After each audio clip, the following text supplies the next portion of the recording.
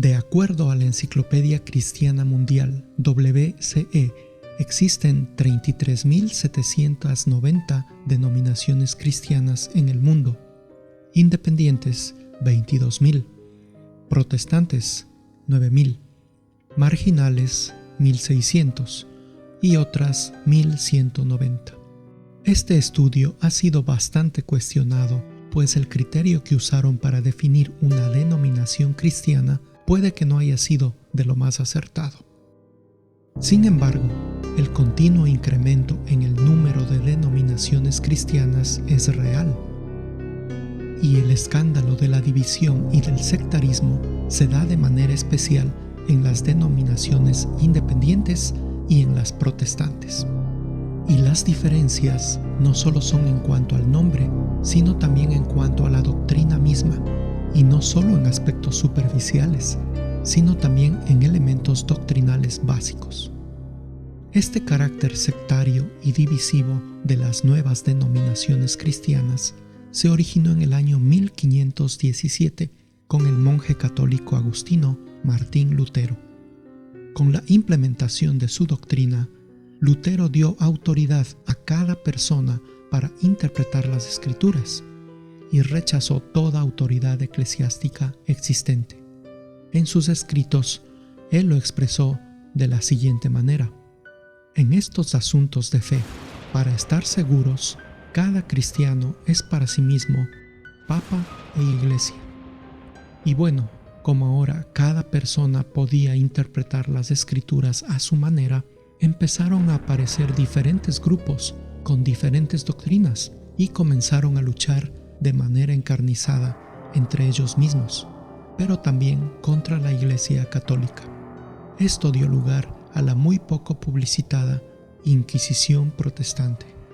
Y los registros históricos demuestran que tanto en cifras de ejecutados como en violencia de las ejecuciones, la Inquisición protestante, principalmente llevada a cabo por Martín Lutero, Juan Calvino y Enrique VIII, superaron ampliamente a la Inquisición española ejecutada por la Iglesia Católica.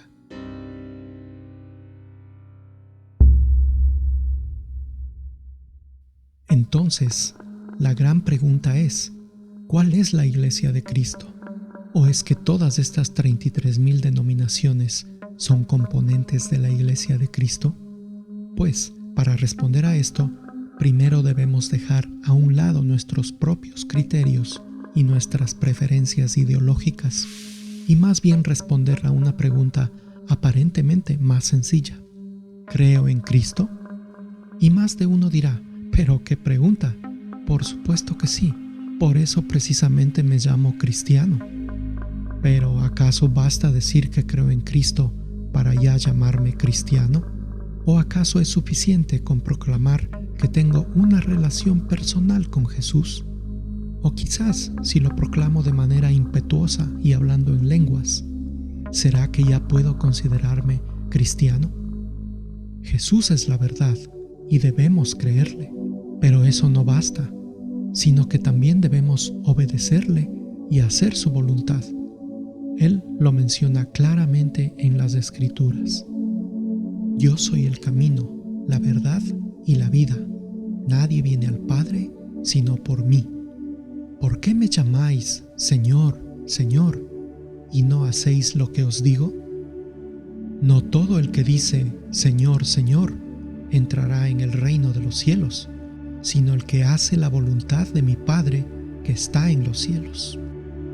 Muchos me dirán en aquel día: Señor, Señor, ¿no profetizamos en tu nombre, y en nombre tuyo arrojamos los demonios, y en tu nombre obramos muchos milagros?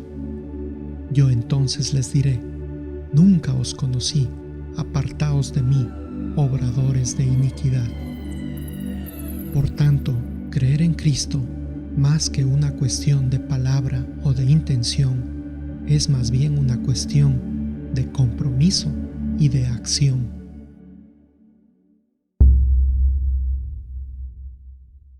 Mientras Jesús estaba con sus discípulos en la ciudad de Cesarea de Filipo, Él les pregunta acerca del Hijo del Hombre. Y Él les dijo: ¿y vosotros, ¿quién decís que soy? Tomando la palabra Pedro, dijo: Tú eres el Mesías, el Hijo de Dios vivo. Y Jesús respondiendo dijo: Bienaventurado tú, Simón Bar-Jona, porque no es la carne ni la sangre quien eso te ha revelado, sino mi Padre que está en los cielos.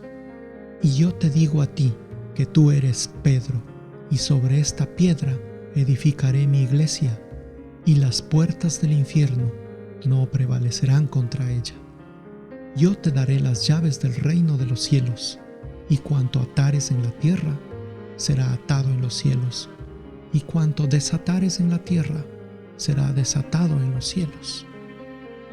Muy importante notar que Jesús habla de su iglesia, es decir, la iglesia de Cristo es una sola, y esta iglesia le pertenece a Cristo solamente.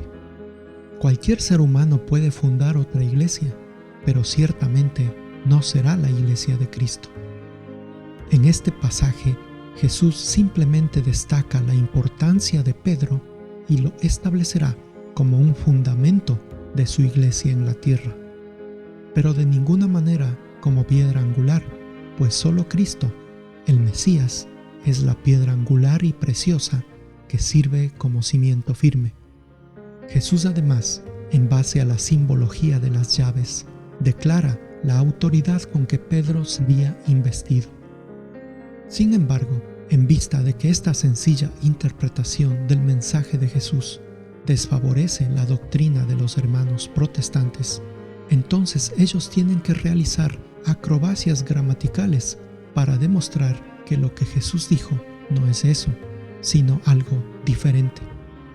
Por ejemplo, mencionan que cuando Jesús dijo: "Y sobre esta piedra", no se refería a Pedro, sino que se refería a la confesión de fe que Pedro había hecho anteriormente.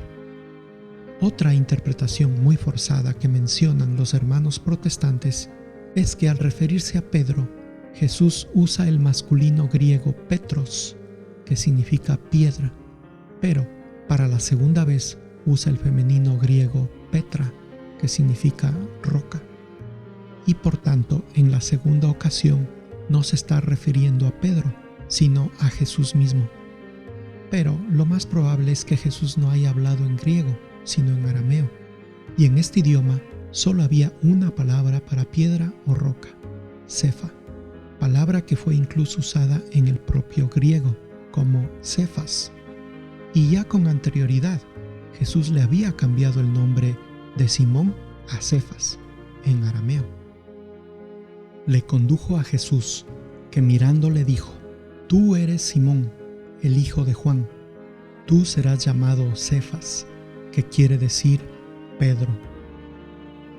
Pero, si hipotéticamente aceptáramos la argumentación protestante, aún así el mensaje de Jesús no cambiaría demasiado, pues igual Jesús estaría resaltando la confesión de fe de Pedro, y la asignación de la autoridad a Pedro se mantendría igual, pues Pedro recibiría las llaves del reino de los cielos. Y ya sería demasiado atrevido y hasta ilógico también pretender que Jesús no entregó la autoridad a Pedro, sino que se la autoentregó él mismo.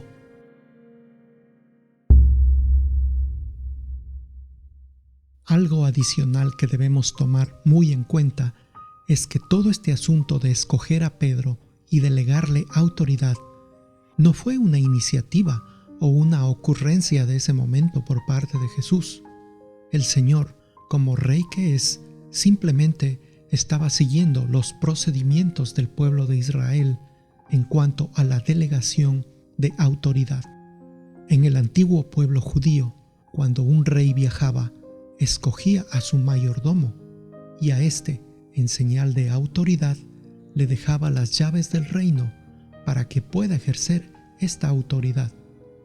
El mayordomo venía a ser como padre para el pueblo. Esto lo podemos comprobar en el libro de Isaías. Aquel día llamaré yo a mi siervo Eliakim, hijo de Hilcías, y le revestiré de tu túnica, y le ceñiré con tu cinturón, y pondré en sus manos el poder. Él será un padre para los habitantes de Jerusalén y para la casa de Judá. Pondré sobre su hombro la llave de la casa de David. Abrirá y nadie cerrará. Cerrará y nadie abrirá. Jesús hizo exactamente lo mismo con Pedro. Le delegó su autoridad, pues un rey no puede dejar a su reino sin autoridad, pues si no existiese esta autoridad, las personas se agruparían según su propio interés y el reino se dividiría. Y es debido a esta falta de autoridad que se ha dado esta continua división en las denominaciones protestantes, independientes y marginales. Cristo fundó una sola iglesia y como rey que es, delegó su autoridad a Pedro, entregándole las llaves del reino de los cielos. Esta es una sola iglesia y no es un conjunto de denominaciones, y Cristo mismo es la cabeza del cuerpo de la iglesia. ¿Acaso puede Cristo ser cabeza de varios cuerpos? Por supuesto que no. Él es la cabeza del cuerpo de la iglesia. En su papel de líder delegado de la iglesia en la tierra, la misión de Pedro es simple. Él debe pastorear las ovejas del Señor. Y así como Pedro negó al Señor por 3 veces, ahora Jesús por 3 veces le repite esta misión a Pedro para que no se le vaya a olvidar. Cuando pues hubieron comido, dijo Jesús a Simón Pedro: Simón, hijo de Juan, ¿me amas más que estos? Él le dijo: Sí, Señor, tú sabes que te amo. Díjole: apacienta mis ovejas. Por 2ª vez le dijo: Simón, hijo de Juan, ¿me amas? Pedro le respondió: Sí, Señor, tú sabes que te amo. Jesús le dijo: apacienta mis ovejas. Por 3ª vez le dijo: Simón, hijo de Juan, ¿me amas? Pedro se puso triste de que por 3ª vez le preguntase: ¿me amas? Y le dijo: Señor, tú lo conoces todo, tú sabes que te amo. Díjole Jesús: apacienta mis ovejas. La misión de Pedro, y que es también la misión de todos los obispos de la Iglesia, es confirmada por Pablo en los Hechos de los Apóstoles. Mirad por vosotros y por todo el rebaño sobre el cual el Espíritu Santo os ha constituido obispos para apacentar la Iglesia de Dios, que Él adquirió con su sangre.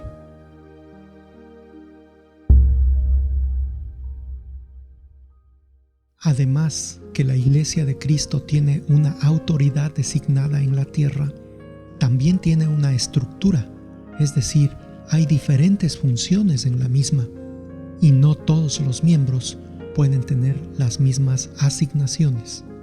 Cada miembro tiene su función en la Iglesia según la disposición de Dios. Pues vosotros sois el cuerpo de Cristo, y cada uno en parte según la disposición de Dios en la Iglesia. Primero apóstoles, luego profetas, luego doctores, luego el poder de milagros, las virtudes, después las gracias de curación, de asistencia, de gobierno, los géneros de lenguas. Al tener estructura y funciones, la Iglesia no es una entidad subliminal, invisible o etérea, sino que es una entidad concreta, con capacidad de juicio y acción. Jesús mismo lo establece de esta manera: si pecare tu hermano, ve y repréndele a solas. Si te escucha, habrás ganado a tu hermano. Si no te escucha, toma contigo a 1 o 2, para que por la palabra de 2 o 3 testigos sea fallado todo negocio. Si los desoyere, comunícalo a la Iglesia, y si a la Iglesia desoye, sea para ti como gentil o publicano. En verdad os digo, cuanto atareis en la tierra, será atado en el cielo, y cuanto desatareis en la tierra, será desatado en el cielo. Cristo nos recomienda interactuar con la Iglesia y solicitar su ayuda en cuanto se presenten problemas, y los juicios y decretos de la Iglesia deberían ser respetados. La estructura de autoridad en la Iglesia también debe ser respetada. Así, por ejemplo, cuando Pablo y Bernabé encuentran una situación que no podían resolver, acuden a la Iglesia a Jerusalén para solicitar ayuda. Algunos que habían bajado de Jerusalén decían a los hermanos: si no os circuncidáis conforme a la ley de Moisés, no podéis ser salvos. Con esto se produjo una controversia y disputa no pequeña, levantándose Pablo y Bernabé contra ellos. Al cabo determinaron que subieran Pablo y Bernabé a Jerusalén, acompañados de algunos otros de aquellos, a los apóstoles y presbíteros de Jerusalén, para consultar sobre esto. En la Iglesia, los apóstoles y presbíteros se reúnen en un concilio para analizar los problemas, escuchar las razones y buscar soluciones. Y Pedro es quien lidera este concilio. Se reunieron los apóstoles y los presbíteros para examinar este asunto. Después de una larga deliberación, se levantó Pedro y dijo: Hermanos, vosotros sabéis cómo, desde mucho tiempo determinó Dios aquí entre vosotros que por mi boca oyesen los gentiles las palabras del Evangelio y creyesen. Al final, la Iglesia emite decretos para ser enviados al lugar donde se había suscitado la controversia. Pareció entonces bien a los apóstoles y a los ancianos, con toda la Iglesia, escoger de entre ellos para mandarlos a Antioquía con Pablo y Bernabé, a Judas llamado Barsabás y a Silas, varones principales entre los hermanos, y escribirles por mano de estos, los apóstoles y ancianos hermanos, a sus hermanos de la gentilidad que moran en Antioquía, Siria y Cilicia, salud. Los decretos fueron leídos en asamblea, y estos fueron de regocijo y de gran consuelo para la Iglesia. Los enviados bajaron a Antioquía y, reuniendo a la muchedumbre, les entregaron la epístola, que, leída, los llenó de consuelo.